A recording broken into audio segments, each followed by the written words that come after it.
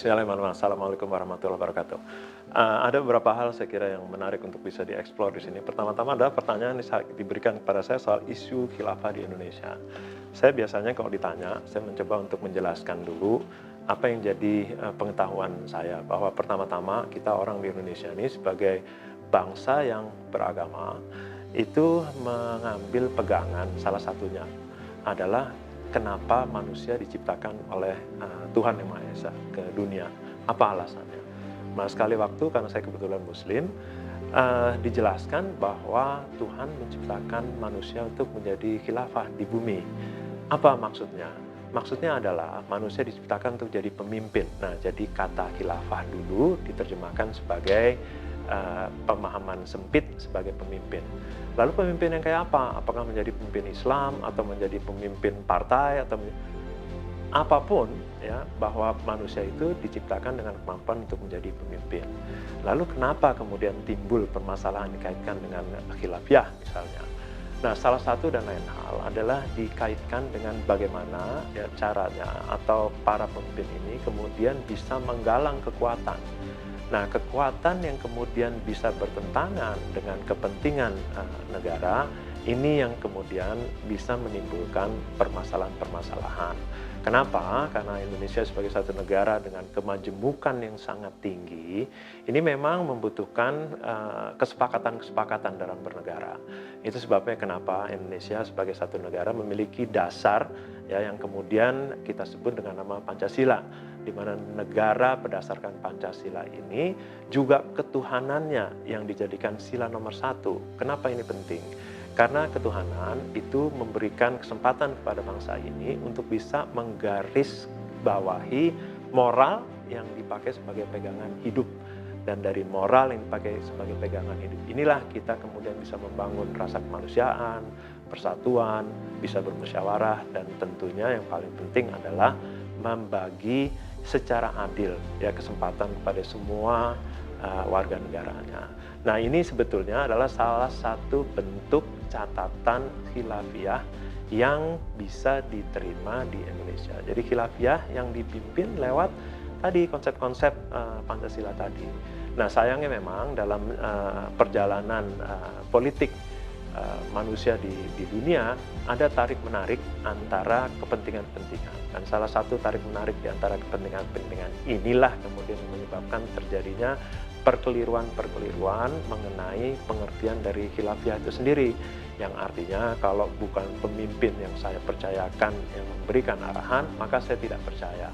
Nah, hal-hal kayak gini saya kira yang nanti penting untuk bisa ditelaah lebih jauh, ya, bagaimana cara melakukan penanggulangannya dengan cara yang tepat sesuai dengan apa yang menjadi asas di negara kita Indonesia.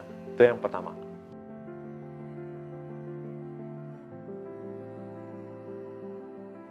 Oke, kalau kita ditanya soal kegiatan kelompok-kelompok radikal yang dikaitkan dengan kegiatan yang bersifat teror, ya, khususnya ranah cyber, saya ingin menjelaskan dulu bahwa ada satu kelompok yang dikategorikan sebagai pemberontak, ya, atau bahasa Inggrisnya insurgents.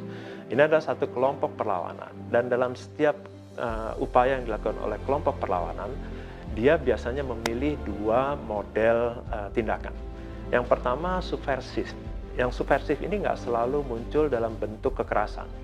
Tindakan-tindakan subversif biasanya ditujukan untuk melawan yang menjadi kebijakan-kebijakan dari pemerintah yang sah, ya, melewat banyak kegiatan. Bisa kegiatan perekonomian, bisa kegiatan kebijakan, bisa kegiatan yang lain-lain gitu ya.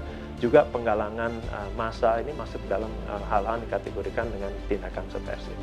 Nah, ada lagi satu pilihan biasanya yang dipilih karena kelompok-kelompok ini kemudian desperate gitu ya untuk mencapai tujuan yang ingin dia capai, yaitu lewat cara yang berupa tindakan terorisme.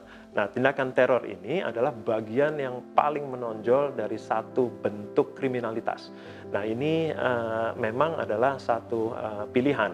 Nah, tapi di pilihan teror ini kita mesti tahu dulu siapa pelakunya. Nah, ini yang tadi saya sampaikan bahwa pelaku-pelaku pilihan teror ini bisa jadi orang biasa, ya, bisa untuk kepentingan kriminal atau kejahatan yang sifatnya terbatas, tapi juga bisa menjadi pilihan tindakan yang diambil oleh kelompok insurgensi yang tadi saya sebut. Nah, ini sebabnya kenapa saya kira menjadi satu hal yang penting untuk bisa mengetahui bagaimana cara penanggulangannya. Kalau dari sisi penanggulangan insurgensi, dari pemahaman yang dimiliki oleh kelompok militer, ada istilahnya namanya kontra-insurgensi. Ada pakem-pakem koin ya, yang bisa dipergunakan, karena insurgensi adalah salah satu tindakan yang jelas-jelas melawan negara. Artinya bahwa di balik insurgensi itu ada tujuan makar dan seterusnya, yang memang kalau kita ingin melihat negara kita tetap utuh, ini perlu untuk dilakukan perlawanan.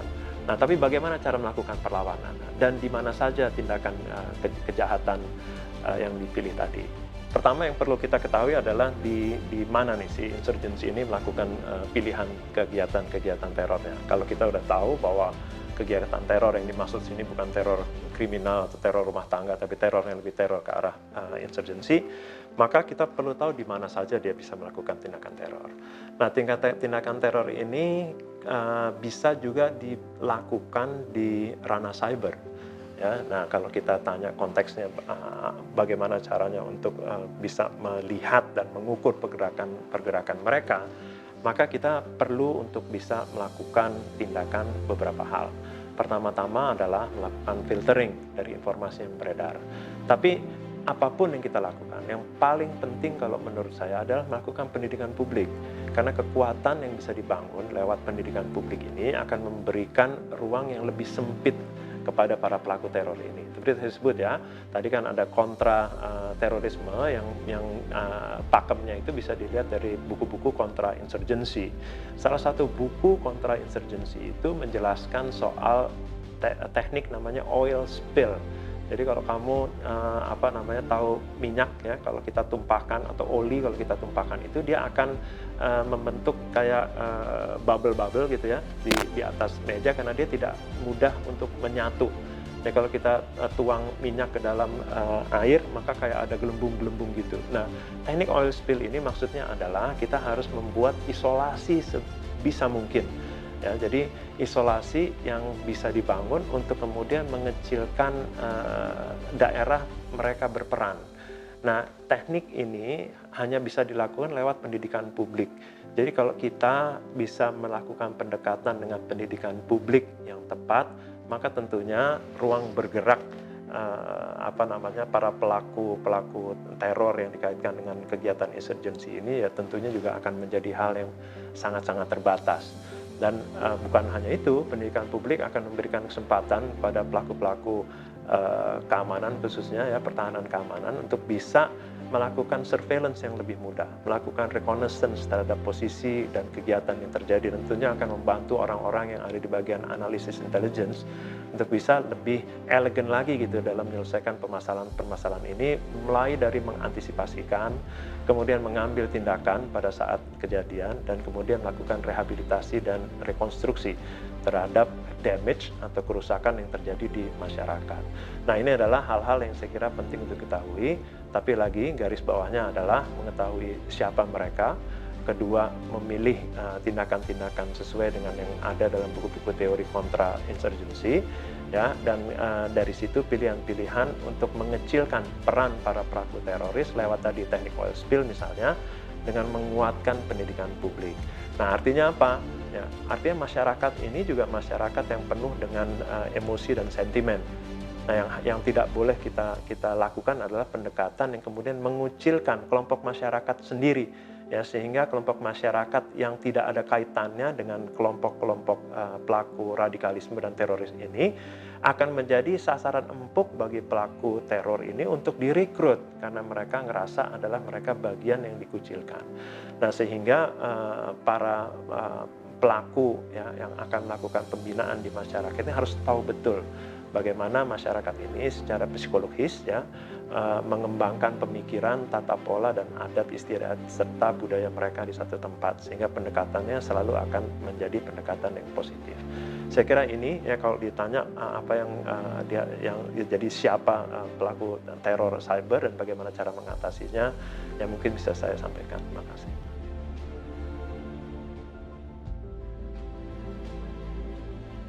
Oke, sekarang kalau pertanyaannya adalah merujuk kepada bagaimana caranya untuk mengatasi fenomena ini, khususnya agar dampak terhadap generasi muda ini jadi kecil lah, kira-kira gitu ya. Kalau menghilangkan, saya kira agak sulit ya, karena anak muda adalah kelompok yang masih belum punya satu pegangan yang pasti. Mereka akan mencoba untuk mencari dan ngekor aja, ngikut ke kelompok-kelompok yang besar. Jarang sekali anak muda itu muncul sebagai sosok-sosok yang saya sebutnya pioneering gitu ya. Nah, karena itulah maka saya kira penting untuk bisa memberikan kesempatan pada anak muda, khususnya anak muda Indonesia itu berani tampil.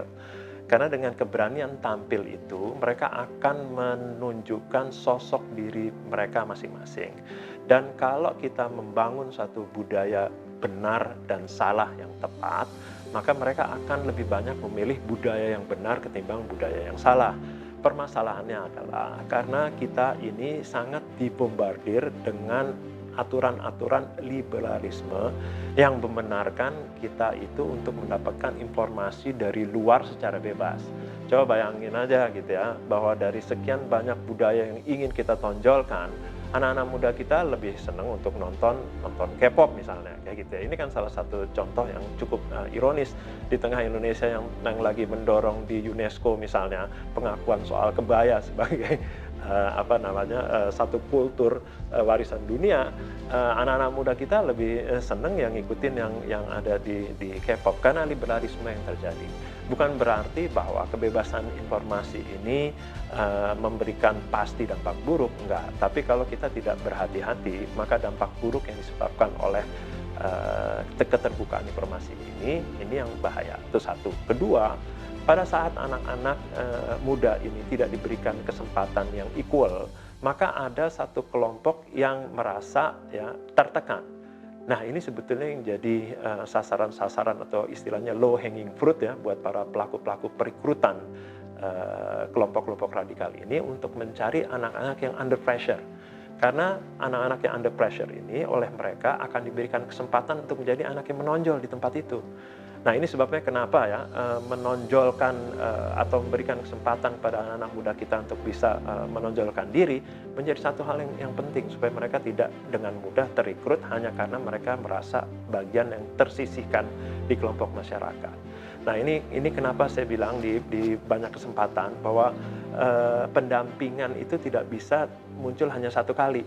Jadi artinya kalau kita ingin melakukan pendampingan untuk melakukan pencegahan terhadap aksi apapun lah, terorisme, mau itu tentang narkoba, kita nggak bisa hanya sekali kasih penyuluhan, udah gitu kita tinggal. Ini adalah satu effort yang saya kira sia-sia, karena itu hanya pengenalan ya tanpa memberikan kesempatan kepada anak-anak itu untuk berpartisipasi.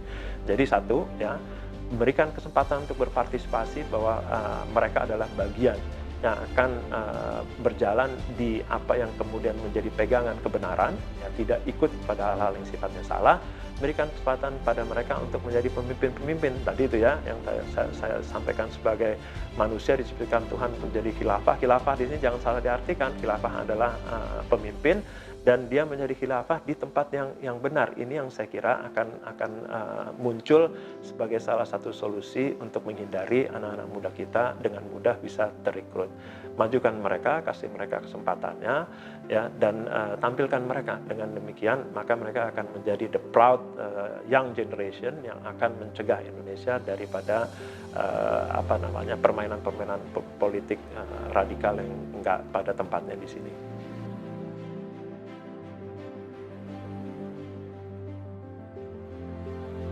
Oke, kalau ditanya bagaimana caranya untuk mendorong pemahaman soal intoleransi dan toleransi di antara kehidupan generasi muda, maka pertama-tama yang penting adalah kita pegang dulu nih yang jadi pegangan dasar bernegara kita.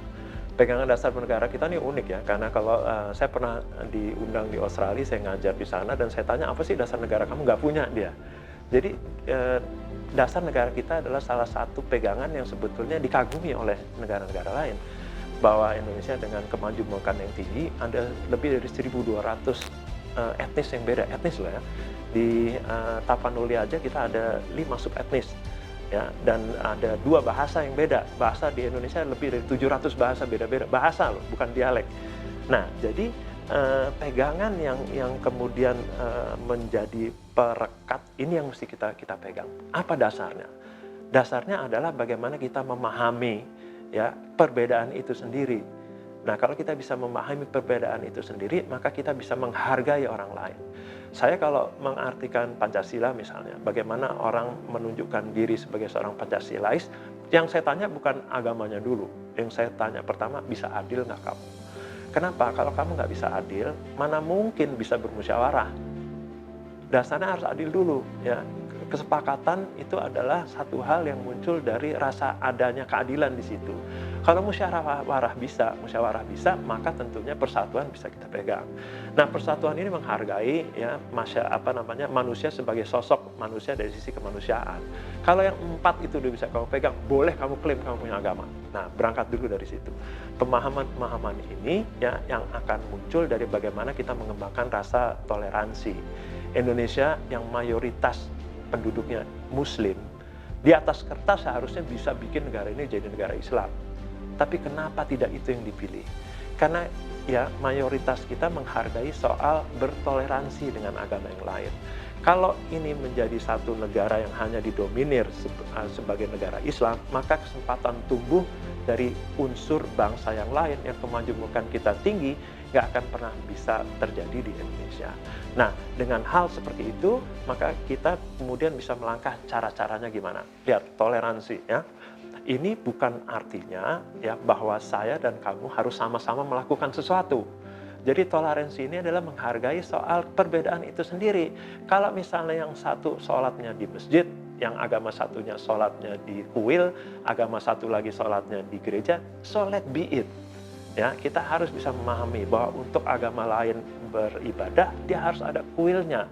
Ya, maka kesempatan mereka untuk bikin kuil itu ya harus diberikan. Itulah toleransi. Dan juga kalau misalnya orang harus sholat 5 waktu, ya waktu itu harus diberikan. Kenapa? Karena itulah agama yang mereka pilih. Dan dari pemahaman bertoleransi inilah yang kemudian Indonesia ini bisa hidup sampai hari ini. Nah, perkeliruannya ada di mana? Perkeliruannya itu ada di mencoba untuk mixing semua. Nggak akan pernah bisa untuk di mix karena kita memang beda gitu. Dan menghargai perbedaan inilah sebetulnya inti daripada negara kita itu terbentuk. Nah, untuk anak-anak muda kita mesti cari champion-champion yang bisa menjelaskan soal menghargai perbedaan tadi. Muncul dari sisi paling sederhana saja bagaimana kita bekerja sama ya untuk melindungi orang-orang yang terdampak dengan bencana misalnya. Indonesia ini adalah negara yang masuk dalam kategori prone disaster country istilahnya gitu ya, di mana bencana itu akan selalu muncul di Indonesia. Pada saat bergerak bersama-sama, yang pertama-tama kita akomodir ini adalah yaitu tadi ya, bagaimana kita memberikan kesempatan bahwa kelompok-kelompok yang kemudian berbeda ini bisa menjadi satu dan terfokus untuk kemudian membangun sesuatu secara bersama-sama tanpa ya mengeliminir apa yang jadi kepercayaan yang dia pilih masing-masing. Saya kebetulan pernah di BNPB dan di sana saya lihat bagaimana masyarakat di tempat yang terdampak bencana ini saling menolong, memberikan kesempatan untuk beribadah, memberikan kesempatan untuk sharing bersama-sama, memberitahukan kalau makanan yang ini bisa, makanan ini nggak bisa, misalnya seperti itu. Itulah kebersamaan sebetulnya